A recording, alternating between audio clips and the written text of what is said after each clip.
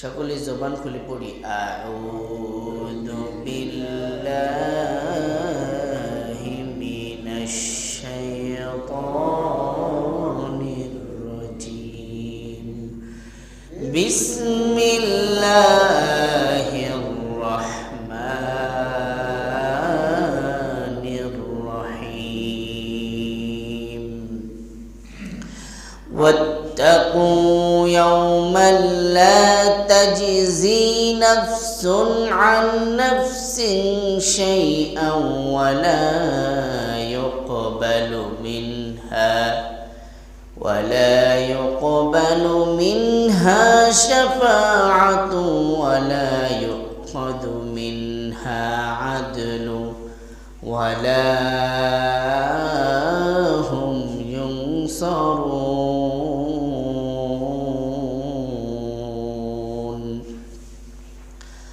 وقال النبي الصادق المصدوق صلى الله عليه وسلم عش ما شئت فإنك ميت وأحب ما شئت فإنك مفرق وأعمل ما شئت فإنك تجزى به.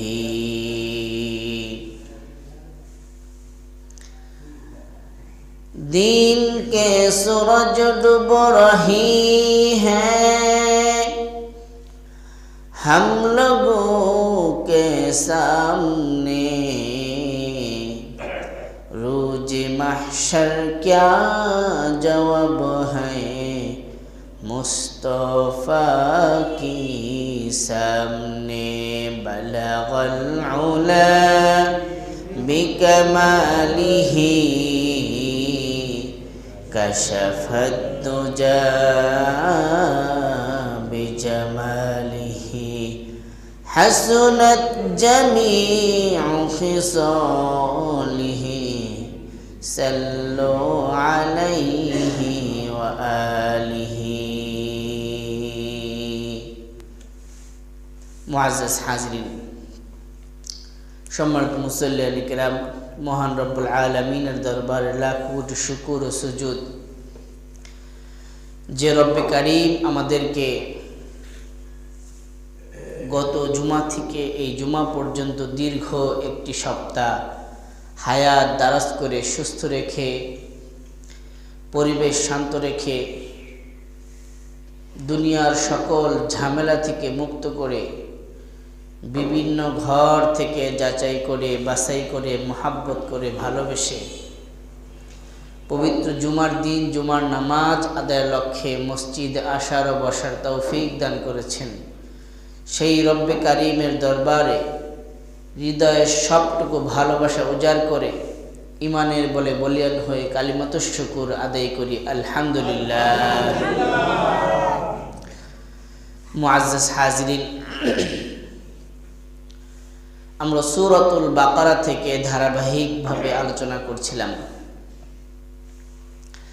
রব্বুল আলামিন সূরাতুল বাকারার 48 নম্বর আয়াতে সূরাতুল বাকারার 48 নম্বর আয়াতে রব্বুল আলামিন বলেন,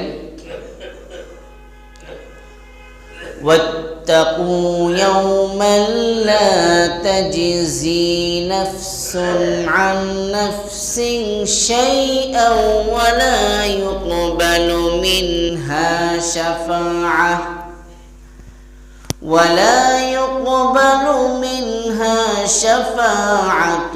ولا يؤخذ منها عدل ولا هم ينصرون.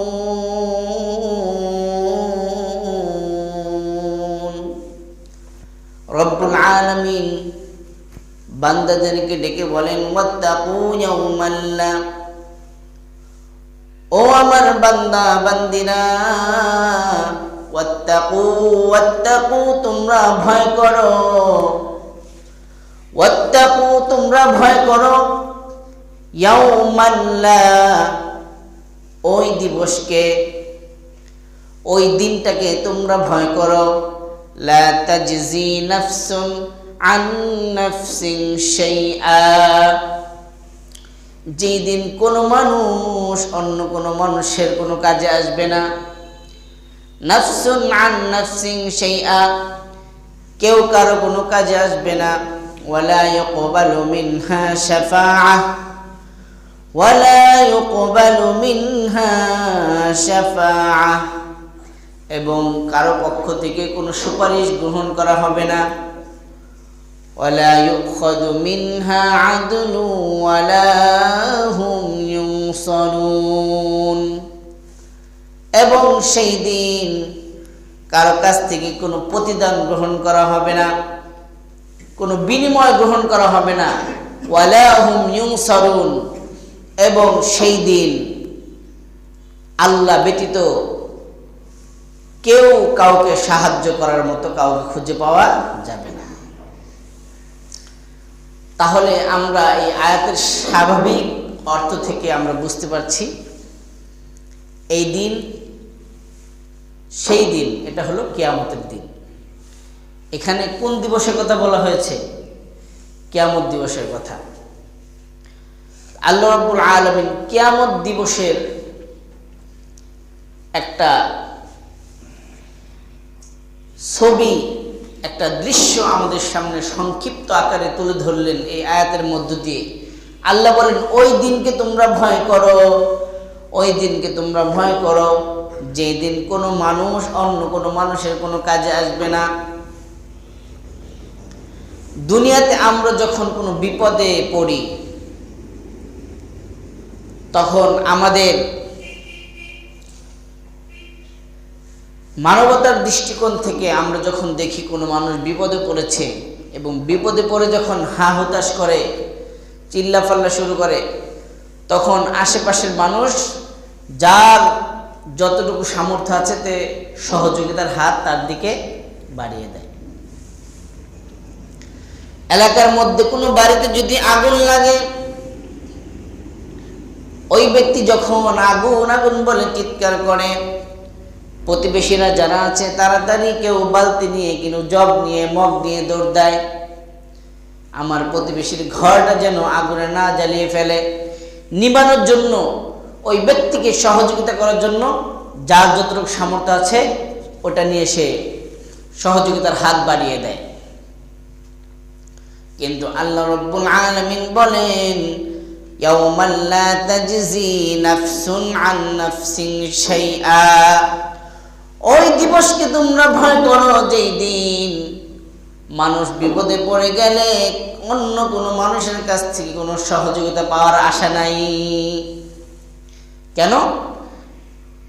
আল্লাহ রাব্বুল আলামিন আরেক আয়াতে বলেন, লিকুল্লি ইমরিইম মিনহুম ইয়াওমা ইযিন শাআনুন ইউগনি, কেননা প্রত্যেক মানুষ সেই দিন এমন পেরেশানির মধ্যে থাকবে, আমার আশেপাশে কার কি হয়ে গেল এটা দেখার সময় নাই। মনে করেন এক সিরিয়ালে বাজারে 10টা দোকান, 10টা দোকানে আগুন লেগে গেছে, আর তাদেরকে সহযোগিতা করার মতো অন্য কোনো মানুষ আশেপাশে নাই। এখন বলেন, প্রথম দোকানওয়ালা যদি ডাক দেয়, আমার দোকানে একটু আসো, মালগুলা বের করি, আগুনটা একটু নিভাও, দ্বিতীয় দোকানদারকে আসবে? কারণ ওনার দোকানের তো একই অবস্থা। উনি বলবো তোমারটা তুমি করো, আমার পেরেশানিতে আমি বাঁচতেছি না, তোমার দোকান দেখার টাইম কোথায়? এই একটা উদাহরণ থেকে আমরা বুঝি, আল্লাহ বলেন লিকুল্লি ইমরিইম মিনহুম, সেই দিন অন্য কোনো মানুষের সহযোগিতা করার কথা চিন্তাও মানুষের আসবে না। লিকুল্লি ইমরিইম মিনহুম ইয়াওমা ইযিন শাআনুন ইউগনি, প্রত্যেকের পেরেশানি তাকে তার পেরেশানিতে ব্যস্ত রাখবে, আরেকজনের পেরেশানি, আরেকজনের বিপদ আপদ দেখার তখন সময় থাকবে না। কেমন পেরেশানি? আল্লাহ রাসূল বলেন, ও আয়েশা, কিয়ামতের দিন মানুষের এমন অবস্থা হবে, সেই দিন একজন মানুষ ব্যতীত পৃথিবীর আর অন্য কোনো মানুষের শরীরের মধ্যে কোনো কাপড় থাকবে না, শুধু একজনের শরীরে কাপড় থাকবে। তিনি হলেন আমাদের জাতির পিতা হযরত ইব্রাহিম আলাইহিস সালাম। তাকে নমরুদ আগুনে ফেলার সময় তার কাপড় খুলে বস্ত্রবিহীন উলঙ্গ করে তাকে আগুনে নিক্ষেপ করেছিল। সে যেহেতু নমরুদের এই শাস্তির মুখে ধৈর্য ধারণ করেছে, আল্লাহর প্রতি তার ভালোবাসার চরম পরীক্ষায় তিনি উত্তীর্ণ হয়েছেন। এই জন্য তাকে আল্লাহ রাব্বুল আলামিন কিয়ামতের দিন বিশেষ মর্যাদায় ভূষিত করবেন। কারোর শরীরে যখন কাপড় থাকবে না, তখন তার শরীরে আল্লাহ তাআলা কাপড় রাখবেন। এটা হলো তার বিশেষ একটা মর্যাদা। কিয়ামতের দিন কারো শরীরে কাপড় থাকবে না, সবাই উলঙ্গ থাকবে। হযরত আয়েশা সিদ্দিকা রাদিয়াল্লাহু তাআলা আনহা বলেন, ওগো আল্লাহর রাসূল, বাবার সামনে কন্যা সন্তান, মায়ের সামনে সন্তান, ছেলে সন্তান উলঙ্গ অবস্থায় থাকবে। আমরা নবীগণের স্ত্রীরা আমরাও হাজার হাজার মানুষের মধ্যে বস্ত্রবিহীন থাকব। এটা কি লজ্জার একটা বিষয়? এটা কেমন করে হতে পারে? লজ্জার বিষয়। আমরা হলাম উম্মাহাতুল মুমিনিন, সব মুমিন মুসলমানের মা। আমরাও সেই দিন তাদের সাথে উলঙ্গ যদি থাকি, এটা লজ্জার বিষয়। আল্লাহ রাসূল বলেন, আয়েশা, ওগো আয়েশা, সেই দিন কার শরীরে কাপড় আছে আর কার শরীরে কাপড় নাই, কার পাশে কে দাঁড়িয়ে আছে, এটা দেখার সেই দিন মানুষের কোনো হুঁশ থাকবে না। বাবার সামনে সন্তান আছে কিনা, মেয়ের পাশে ছেলে আছে কিনা, এটা দেখার সেই দিন সময় থাকবে না। কেমন একটা বিভীষিকাময় অবস্থা সেই দিন হবে। তা আল্লাহ রাব্বুল আলামিন বলেন, واتقوا يوما لا تجزي نفس عن نفس شيئا ولا يقبل منها شفاعة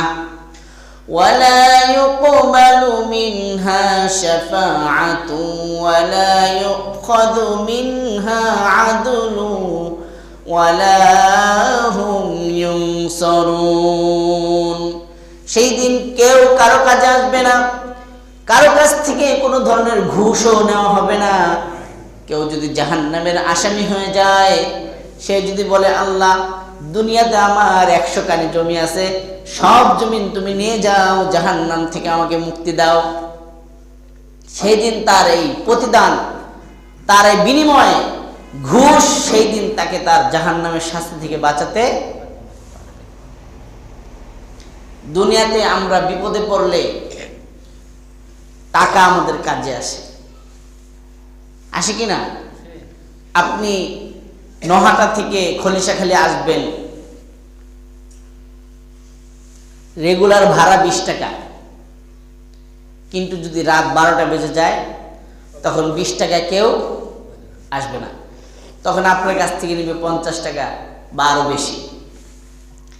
তা আপনার কাছে যদি তখন 20 টাকার বেশি থাকে, আপনি এই বিপদ, অর্থাৎ এত রাত্রে আপনি কিভাবে আসবেন? টাকা থাকলে টাকার বিনিময়ে আপনি বিপদটা কাটিয়ে নিরাপদে বাড়িতে আসতে পারবেন। কিন্তু আল্লাহ বলেছেন স্পষ্ট, ওয়ালা ইউখাযু মিনহা আদলুন, কিয়ামতের দিন কারো কাছ থেকে কোনো প্রতিদান নেওয়া হবে না। অর্থাৎ আপনি কোনো কিছু দিয়ে আল্লাহর কাছ থেকে, জাহান্নামের আযাব থেকে মুক্তি পেয়ে যাবেন, এমন কোনো সিস্টেম কিয়ামতের দিন থাকবে না। তা আল্লাহ রাব্বুল আলামিন আরো সুন্দর করে বলেন, ইল্লা হামিমা ওয়া গাসসাকা, আল্লাহ বলেন, ওয়া ফাসিলাতিহিল্লাতী তুউই ওয়া মান ফিল আরদি জামিআন সুম্মা ইউনজি। কিয়ামতের দিন মানুষ যখন বিপদে পড়ে যাবে, কিয়ামতের দিন মানুষ যখন বিপদে পড়ে যাবে, ওয়া মান ফিল আরদি জামিআন, সে আল্লাহর কাছে একটা দরখাস্ত করবে, আল্লাহ দুনিয়াতে আমি আমার ছেলে সন্তান রেখে আসছি, মেয়ে সন্তান রেখে আসছি, আমার অনেক বড় বড় আত্মীয় স্বজনেরা আছে, আমার অঢেল সম্পদ আমি রেখে আসছি। ওয়া মান ফিল আরদি জামিআন সুম্মা ইউনজি, আপনি পৃথিবীতে আমার ছেলে মেয়ে ধন দৌলত যা আছে সবকিছু নিয়ে যান, এর বিনিময়ে আমাকে জাহান্নাম থেকে একটু মুক্তি দেন। আল্লাহ বলবে শুধু ছেলে মেয়ে না, ওয়া মান ফিল আরদি জামিআন সুম্মা ইউনজি, পৃথিবীতে কোনো ব্যক্তিকে যদি গোটা পৃথিবীর বাদশা বানিয়ে দেওয়া হয়, কিয়ামতের মুসিবতের দিনে সে গোটা পৃথিবীর সব কিছুর বিনিময়ে জাহান্নাম থেকে মুক্তি পাওয়ার জন্য চেষ্টা করবে। গোটা পৃথিবী আল্লাহকে দিয়ে দিতে চাইবে, বিনিময়ে শুধু জাহান্নাম থেকে মুক্তি। কিন্তু আল্লাহ বলেন ওয়ালা ইউখাযু মিনহা আদলুন, কারো কাছ থেকে কোনো বিনিময়ে সেদিন নেওয়া হবে না। মুআজ্জাজ হাজিরিন, আল্লাহ রাব্বুল আলামিন আমাদেরকে কিয়ামতের বিভীষিকাময় অবস্থার একটা সংক্ষিপ্ত বিবরণ আমাদেরকে দিলেন, যে লা ইউখাযু মিনহা আদলুন ওয়া লা ইউকবালু মিনহা শাফাআতুন, কোনো মানুষ কোনো মানুষের কাজে আসবে না এবং কারো কাছ থেকে কোনো ধরনের সুপারিশ গ্রহণ করা হবে না। অর্থাৎ আল্লাহ রাব্বুল আলামিন আরেক আয়াতে বলেন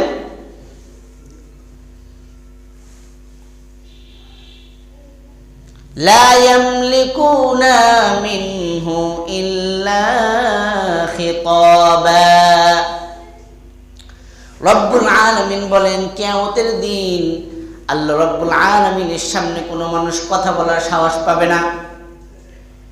আল্লাহ বলেন ইল্লা খিতাবা, তবে আল্লাহ যাকে অনুমতি দিবেন সেই শুধু কথা বলার সুযোগ পাবে, সাহস পাবে, এছাড়া কেউ আল্লাহর সামনে কথা বলার সাহস পাবে না। তো আল্লাহ রাব্বুল আলামিন এখানে সংক্ষিপ্ত আকারে বলেছেন যে কারো সুপারিশ গ্রহণ করা হবে না, অর্থাৎ আল্লাহর পারমিশন ছাড়া মন চাইলেই আপনি সুপারিশ করবেন, এরকম সুপারিশ গ্রহণ করা হবে না। আজকে দুনিয়াতে অনেক মানুষ একজন আরেকজনকে বলে যে তুমি এই কাজটা করো, একটা অন্যায় কাজ করতে বলে, অপরজন তার যদি আল্লাহর ভয় থাকে, কিয়ামতের ভয় থাকে, সে বলে যে এটা অন্যায়, এটা আমি করব না। তো অপরজন কি বলে, এটা তুমি করো, যদি অন্যায় হয় সেই দায়ভার আমার। এটা তুমি করো, যদি তোমার কোনো অন্যায় হয়, এর জন্য যদি তোমার শাস্তি হয়, সেই শাস্তি আমি মাথা পেতে নিব। আল্লাহ রাব্বুল আলামিন বলেন ওয়ালা তাজিরু ওয়াজিরাতু ওয়িজরা উখরা, কিয়ামতের দিন একজন আরেকজনের পাপের বোঝা নেওয়ার সামর্থ্য থাকবে না। দুনিয়াতে বলছে হ্যাঁ এটা করো তুমি, যদি কোনো অশাস্তি হয় তাই এই শাস্তি আমি নিব, কিন্তু আল্লাহ বলেন না, যার যার পাপের শাস্তি তাকেই ভোগ করতে হবে, অপরে আপনার পাপের বোঝা বহন করবে না। মুআজ্জাজ হাজিরিন, এখান থেকে আমরা কি বুঝলাম?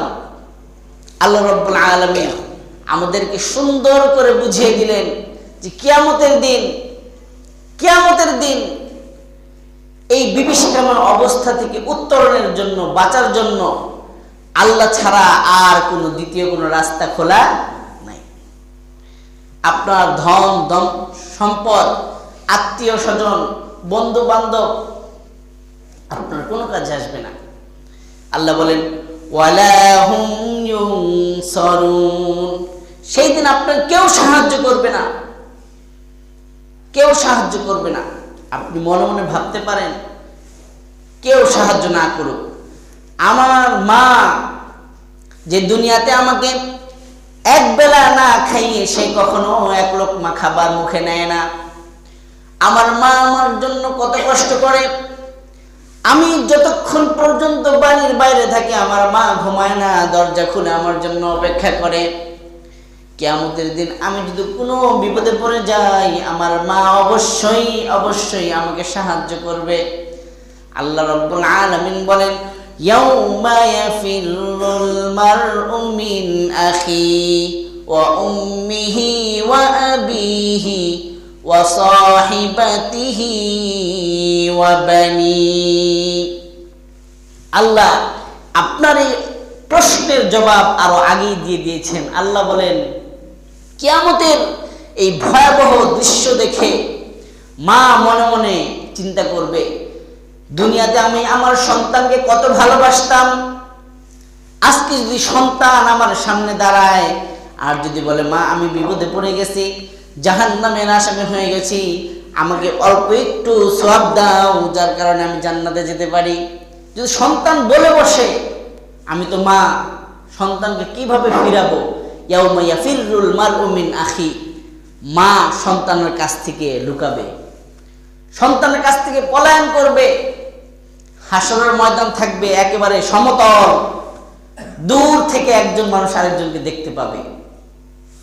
তো মা সন্তানকে যদি দেখে ফেলে তো সন্তানের কাছ থেকে মা লুকাবে, যাতে করে সন্তানের সাথে তার দেখা না হয়। সন্তান ও মাকে খুঁজতেছে, মাও সন্তানের কাছ থেকে পলায়ন করতেছে, দুইজন খুঁজতে খুঁজতে হঠাৎ সামনাসামনি দেখা। সন্তান বলবে, মা আমি আপনাকে হাসরের ময়দান তন্ন তন্ন করে খুঁজে ফেলেছি, আপনাকে কোথায় পাই না। কেন বাবা? বলতেছে, আমি তো অল্প কয়েকটা সওয়াবের কারণে জান্নাতে যেতে পারছি না, আমার গুনাহের পাল্লা ভারী হয়ে গেছে, আমি এখন জাহান্নামের আসামি হয়ে গেছি। ও মা, আপনি আমাকে দুনিয়াতে কত ভালোবাসতেন, আজকে আপনি যদি আমাকে মাত্র অল্প কয়েকটা সওয়াব দেন, আমার নেকের পাল্লা ভারী হবে, আমি জান্নাতে চলে যাব। দয়া করে আমাকে কয়েকটা সওয়াব আপনার আমলনামা থেকে আপনি আমাকে দান করেন। সাথে সাথে মা রূপ পরিবর্তন করে ফেলবে। মা বলবে, তোমার নাম কি? তো সন্তানের নাম যেটা সেটা বলবে। সন্তান বলবে, তো এই নামে আমার কোনো সন্তানই ছিল না, আর আমার সন্তান থাকবে কিভাবে? দুনিয়াতে তো আমার কখনো বিবাহই হয় নাই। অর্থাৎ তার সব পরিচয় সে ভুলে যাবে। বিভীষিকাময় কিয়ামতের এই ভয়াবহ অবস্থা দেখে কেউ কারো পরিচয় দিবে না। মা যদি সন্তানের পরিচয় না দেয়, বন্ধু বন্ধুর পরিচয় দিবে। দুনিয়াতেই একটু স্বার্থের ব্যাঘাত ঘটলে বন্ধু বন্ধুকে ভুলে যায়, আর কিয়ামতের দিন তো সেই দিন চিনার কোনো প্রশ্নই আসে না। তো মুআজ্জাজ হাজিরিন, আল্লাহ রাব্বুল আলামিন বলেন, সেই দিন আল্লাহ ছাড়া অন্য কেউ তোমার কোনো সাহায্যকারী হিসাবে তুমি কাউকে পাবা না। তা আজকে আমাদের সাথে আর আল্লাহর সাথে কি সম্পর্ক? সেই দিন আল্লাহ ছাড়া আমাদের সাহায্যকারী কেউ থাকবে না। তা আল্লাহকে যদি আমি সাথে নিয়ে দুনিয়া থেকে বিদায় নিতে পারি, তাহলে কিয়ামতের দিন আল্লাহ আমার কথা শুনবে, আমার ডাকে সাড়া দিবে। আর যদি দুনিয়াতে আমি আল্লাহর সাথে সম্পর্ক না করে দুনিয়া থেকে বিদায় নিয়ে চলে যাই, আল্লাহ রাব্বুল আলামিন বলেন, আমি হলাম দুনিয়াতে রহমান আর পরকালে আমি হলাম কহ্হার। দুনিয়াতে আমার রহমত, আমার দয়া, আমার ভালোবাসা সব মানুষের জন্য, যে আমল করে তার জন্য, যে আমল না করে তার জন্য, যে কাফের বেঈমান তার জন্য, যে মুমিন মুসলমান তার জন্য। দুনিয়াতে আমার ভালোবাসা, আমার দয়া, আমার মায়া, আমার রহমত সকলের জন্য সমান, কিন্তু কিয়ামতের দিন আমি হলাম কহ্হার। আমার ভালোবাসা, আমার দয়া, আমার মায়া একমাত্র মুমিনের জন্য। আমার রাগ, আমার ঘৃণা, আমার গোসা সব কিছু আমি আল্লাহ কিয়ামতের দিন কাফেরদের উপরে ঢেলে দিব।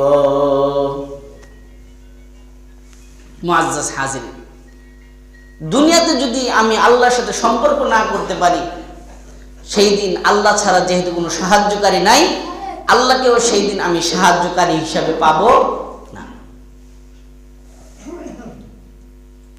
তো আল্লাহ রাসূল বলেন, ইসমা শিকতা ফাইন্নাকা মাইয়িত। ও দুনিয়ার মানুষ, ইসমা শিকতা ফাইন্নাকা মাইয়িত, তোমার যতদিন দুনিয়াতে বাঁচতে মনে চায় বাঁচো, কিন্তু এই কথাটা মনে রাখবা, ইসমা শিকতা ফাইন্নাকা মাইয়িত, একদিন না একদিন তোমাকে মৃত্যুর স্বাদ গ্রহণ করতে হবে।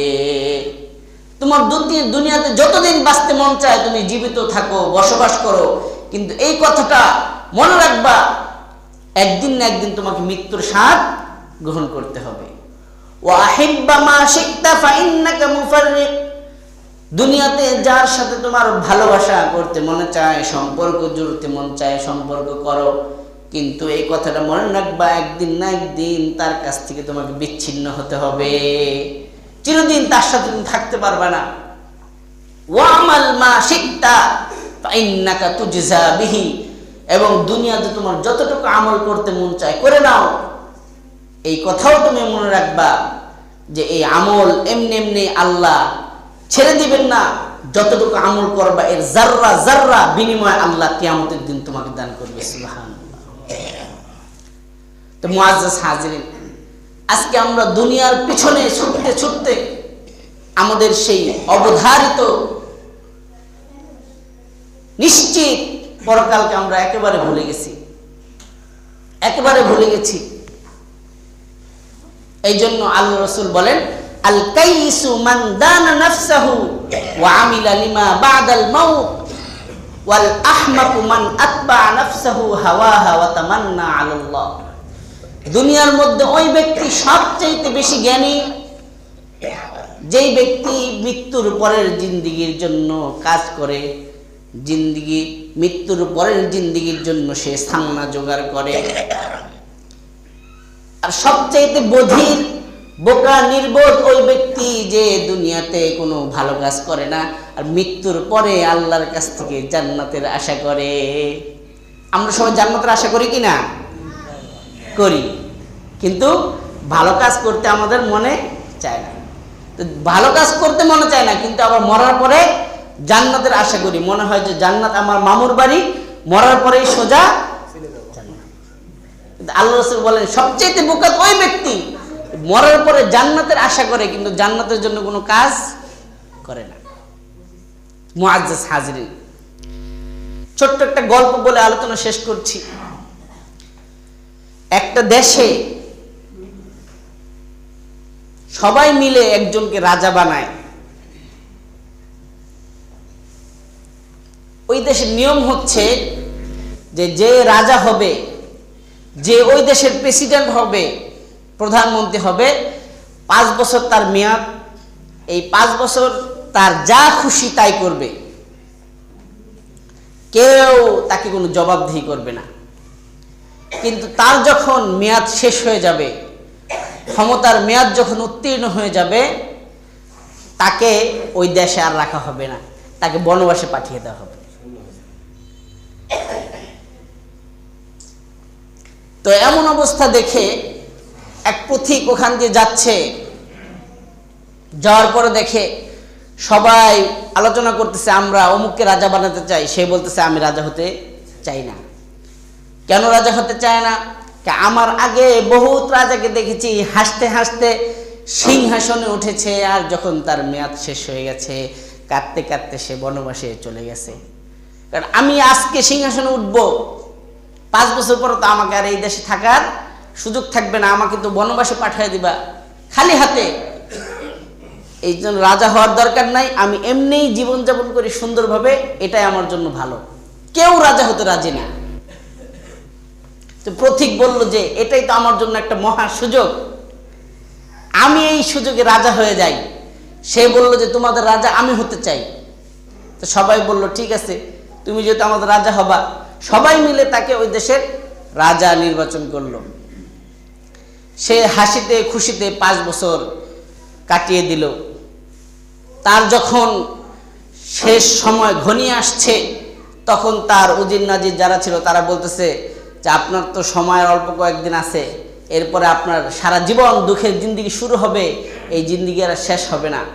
আপনি তো 5 বছর খুব আরাম আয়েশে কাটালেন। কিন্তু তার মুখে কোনো চিন্তার কোনো ছাপ দেখা যাচ্ছে না। সে আগের মতোই আনন্দিত, বরঞ্চ তার আনন্দ সময় শেষ হচ্ছে আর বাড়তেছে। তো সবাই মিলে পরামর্শ বসলো যে আমরা প্রত্যেক রাজাকে দেখেছি তার মেয়াদ শেষ হওয়ার আগে সে খুব চিন্তিত হয়ে যেত, কান্নাকাটি শুরু করতো, কিন্তু আপনার মধ্যে তো এমন কোনো চিন্তার কোনো ভাব দেখতেছি না, কারণটা কি? সে বলতেছে, আমাকে তোমরা 5 বছর সময় দিয়েছ, এই 5 বছর আমি তোমাদের দেশের যতটুকু উন্নতি না করেছি, 5 বছর পরে আমার অনন্ত অসীম সময় যেখানে থাকতে হবে বনবাসে, সেখানে আমি এর চাইতে বেশি উন্নতি করেছি। অর্থাৎ এখানে আমি তোমাদের দেশে কোনো উন্নতি করি নাই, কিন্তু এখান থেকে পরবর্তী সময় আমার যেখানে কাটাতে হবে সেখানে আমি আলিশান প্রাসাদ নির্মাণ করেছি। সুতরাং এখানে তো আমার অনেক পেরেশানি ছিল, এই মন্ত্রণালয় ওই মন্ত্রণালয়, এই কাজ ওই কাজ, বহুত কাজ নিয়ে আমাকে ব্যস্ত থাকতে হতো, কিন্তু এই সময়টা পার করার পর আমি যেখানে যাব সেখানে আমার আর আরাম, সেখানে আর আমার কোনো চিন্তা নাই। এই জন্য আমার সময়টা যত তাড়াতাড়ি যাচ্ছে আমি অতই আনন্দিত হচ্ছি, কারণ এই সময়টা থেকে আমি বের হতে পারলেই আমার শান্তির জিন্দেগি শুরু হবে। তখন মানুষ বুঝতে পারলো আসলে এই রাজাই ছিল প্রকৃত রাজা, যে তার ক্ষণস্থায়ী জিন্দেগির চিন্তা না করে চিরস্থায়ী জিন্দেগির চিন্তা করে। সিংহাসনে থাকবে মাত্র 5 বছর, আর 5 বছর পরে তার মৃত্যু পর্যন্ত তার বনবাসে থাকতে হবে, তার সেখানকার জায়গাটাকে সে সজ্জিত করেছে। এই জন্য তার 5 বছর পার হওয়ার পর তার কোনো চিন্তা নাই। মুআজ্জাজ হাজিরিন, এই ঘটনাটা আমাদের জন্য একটা শিক্ষা যে আমরা এই ক্ষণস্থায়ী দুনিয়ার পিছনে আমাদের 24 ঘন্টা ব্যয় করছি। আল্লাহ বলেন, বান্দা 24 ঘন্টার মধ্যে অন্তত 1টা ঘন্টা আমাকে দাও, তোমার 1টা ঘন্টা যদি আমাকে দাও, আমি তোমার দুনিয়ার 70 থেকে 80 বছর এখানে কষ্টে ক্লেশে যেভাবেই কাটাও এটা চলে যাবে, কিন্তু মৃত্যুর পরে যে অনন্তকালের এক জিন্দেগি শুরু হবে, যে জিন্দেগি শুরু আছে শেষ নাই, তুমি প্রতিদিন আমাকে 1টা ঘন্টা দাও, আমি তোমার সেই অনন্তকালের জিন্দেগি সজ্জিত করব। এই পৃথিবী থেকে বিদায় নেওয়ার সময় তোমার কোনো চিন্তা থাকবে না। কিন্তু আমরা আল্লাহকে 1টা ঘন্টা দিতেও রাজি না। ঘুম থেকে ওঠার পরে দুনিয়া দুনিয়া দুনিয়া করতে করতে আবার ঘুমের সময় হয়ে যায়, আবার আমি ঘুমিয়ে পড়ি, আবার ঘুম থেকে উঠে দুনিয়া, আবার ঘুমের সময় হয়ে যায়, আমি ঘুমিয়ে পড়ি। একদিন এমন ঘুম আমাকে যেতে হবে যেই দিন ঘুম থেকে উঠার আর সুযোগ হবে না। মুআজ্জাজ হাজিরিন, এই জন্য আল্লাহ রাব্বুল আলামিন আমাদের সামনে কিয়ামতের একটা সংক্ষিপ্ত বর্ণনা তুলে ধরলেন, যাতে করে আমরা এখান থেকে শিক্ষা উপদেশ নিতে পারি। আল্লাহ বলেন, ওয়াত্তাকু, হে আমার বান্দা বান্দিরা, তোমরা ভয় করো, ইয়াউমাল লা তাজজি নাফসুন আন নাফসিন শাইআ, ওই দিবসকে, যেই দিবসে, যেই দিন কোনো মানুষ অন্য কোনো মানুষের কোনো উপকারে আসবে না। ওয়ালা ইউকবালু মিনহা আদলুন ওয়ালা ইউকবালু মিনহা শাফাআ, কোনো মানুষের পক্ষ থেকে কারো পক্ষে কোনো সুপারিশ গ্রহণ করা হবে না। ওয়ালা ইউখাযু মিনহা আদলুন, কারো কাছ থেকে আল্লাহ সেই দিন কোনো ঘুষ, কোনো প্রতিদান, কোনো বিনিময় সেই দিন গ্রহণ করবে না। ওয়ালা হুম ইউনসারুন, এবং আল্লাহ ব্যতীত সেই দিন মানুষকে সহযোগিতা করার মতো কাউকে খুঁজে পাওয়া যাবে না। আল্লাহ রাব্বুল আলামিন আমাদের এই ক্ষণস্থায়ী দুনিয়াকে আখিরাত সাজাবার জন্য আমরা যেন ব্যয় করতে পারি। আল্লাহ রাব্বুল আলামিন আমাদের সকলকে তৌফিক দান। সকলে বলুন।